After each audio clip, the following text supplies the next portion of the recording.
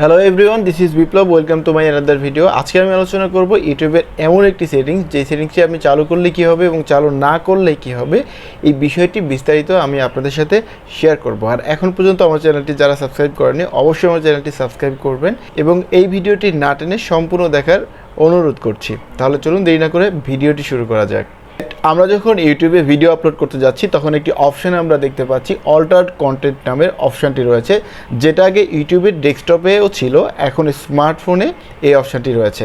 তো অল্টার্ড কন্টেন্টের মূলত কী কাজ, অল্টার্ড কন্টেন্ট থেকে আপনি ইয়েস চালু করলে কি হবে অথবা নো যদি চালু করেন তাহলে কি হবে, এই বিষয়টি কিন্তু আমাদের সবারই জানা উচিত। প্রথমেই আমাদের ইউটিউব চ্যানেল থেকে যে কোনো একটি ভিডিও আমরা সিলেক্ট করব। ভিডিও সিলেক্ট করার পরে নিচে আমরা বেশ কিছু অপশান দেখতে পারবো।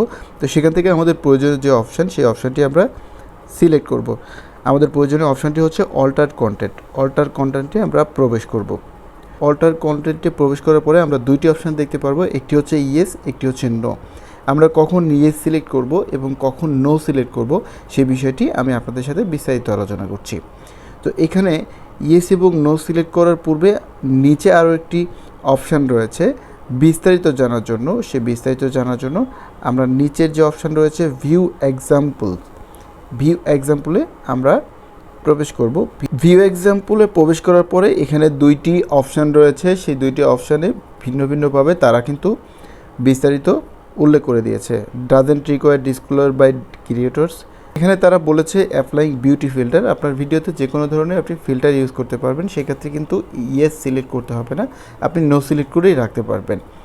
এছাড়াও তারা কিন্তু এখানে আরও একটি বিষয় উল্লেখ করেছেন, যে কোনো ধরনের ইফেক্ট বা ইনহ্যান্স আপনি কিন্তু ইউজ করতে পারবেন। যেমন আপনার যে ফটো বা আপনার ইমেজ বা ভিডিওতে যে কোনো ইনহ্যান্স বা আপনি যে কোনো ধরনের কন্ট্রাস্ট বাড়াতে পারবেন, যে কোনো ধরনের ইফেক্ট কিন্তু আপনার ভিডিওতে খুব সহজে এখান থেকে ইউজ করতে পারবেন। সেক্ষেত্রে আপনার ইয়েস সিলেক্ট করতে হবে না, আপনি নো সিলেক্ট করেই রাখতে পারবেন।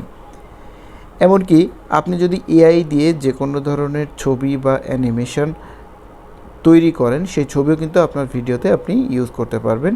সেক্ষেত্রে আপনি নো সিলেক্ট করতে পারবেন, ইয়েস সিলেক্ট করার প্রয়োজন নেই। এবং রাইট সাইডে তারা একটি বিষয় উল্লেখ করে দিয়েছে, does require disclosure by creators. এখানে তারা খুব সুন্দরভাবে বলে দিয়েছে, আপনার ভিডিওতে যদি কোনো কিছু আপনি রিপ্লেস করেন, যেমন ধরুন কোনো ফেস রিপ্লেস করছেন অথবা কোনো ধরনের কোনো নতুন কিছু আপনার ভিডিওতে আপনি জেনারেট করছেন, সেক্ষেত্রে কিন্তু আপনাকে ইয়েস সিলেক্ট করতে হবে। কোনো ব্যক্তির ফেস যদি রিপ্লেস করে আপনার ভিডিওতে অ্যাড করেন, সেক্ষেত্রে কিন্তু আপনাকে ইয়েস সিলেক্ট করতে হবে।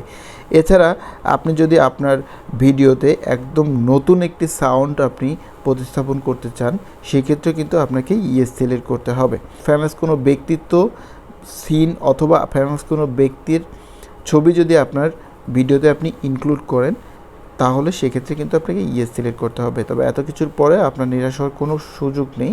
অবশ্যই আপনি এআই থেকে যে কোনো ধরনের ইমেজ, ফটো অথবা ইফেক্ট জেনারেট করে আপনার ভিডিওতে আপনি খুব সহজে ব্যবহার করতে পারবেন। সেক্ষেত্রে ইউটিউব কর্তৃপক্ষ থেকে কোনো ধরনের রেস্ট্রিকশন আপনি পাবেন না এবং আপনার ইউটিউব থেকে আর্নিংয়ের কোনো ধরনের প্রবলেম আশা করি হবে না। এখন নিশ্চয়ই বুঝতে পারছেন কেন আপনার এই অপশানটি জানা অত্যন্ত জরুরি। যারা ইউটিউবে ভিডিও কন্টেন্ট ক্রিয়েট করছেন নিয়মিত বিভিন্ন বিষয়ের উপরে, তাদের অবশ্যই এই গুরুত্বপূর্ণ টপিকটি জানতে হবে এবং এই টপিকের যে ক্রাইটেরিয়া, সেই ক্রাইটেরিয়া অনুযায়ী ভিডিও কন্টেন্ট বানাতে হবে। ইউটিউবের এই অপশানটি অবশ্যই আপনাদের তাদের যে ক্রাইটেরিয়া রয়েছে, তাদের যে রুলস অ্যান্ড রেগুলেশন রয়েছে, গাইডলাইন্স থেকে আপনাকে সিলেক্ট করতে হবে। যারা এটা নিয়ে অনেক বেশি উদ্বিগ্ন বা টেনশন করছেন, চিন্তা করছেন, তাহলে আসলে কি করা উচিত? দেখুন, আপনি এআই দিয়ে যেই ফটো বা আপনার সাউন্ড অথবা কোনো ধরনের ইফেক্ট আপনি যদি দিতে চান, সেক্ষেত্রে কিন্তু আপনি নো সিলেক্ট করতে পারবেন, আপনাকে ইয়েস সিলেক্ট করতে হবে না। এ ধরনের কোনো হ্যাসেল আপনাকে পোহাতে হবে না। সো অবশ্যই এই বিষয়টি অত্যন্ত গুরুত্ব সহকারে এবং ইউটিউবের যে গাইডলাইন্স রয়েছে, সেই গাইডলাইন্সের মধ্য দিয়ে আপনাকে ভিডিওটি এডিট করতে হবে। তাহলে আপনি ইউটিউব থেকে কোনো ধরনের রেস্ট্রিকশন পাবেন না এবং আপনার আর্নিংয়ের যে বিষয়টি, সেটা কিন্তু অক্ষত থাকবে। সো অবশ্যই ভিডিওটি সবার জন্যই হেল্পফুল। যারা নতুন ভিডিও ক্রিয়েট করছেন, নতুন কন্টেন্ট ক্রিয়েট করছেন, অবশ্যই আমার চ্যানেলটি সাবস্ক্রাইব করবেন। আবারও দেখা হবে অন্য কোনো ভিডিওতে নতুন কোনো টপিকে। সে পর্যন্ত সবাই অনেক বেশি সুস্থ থাকুন, ভালো থাকুন। আসসালামু আলাইকুম।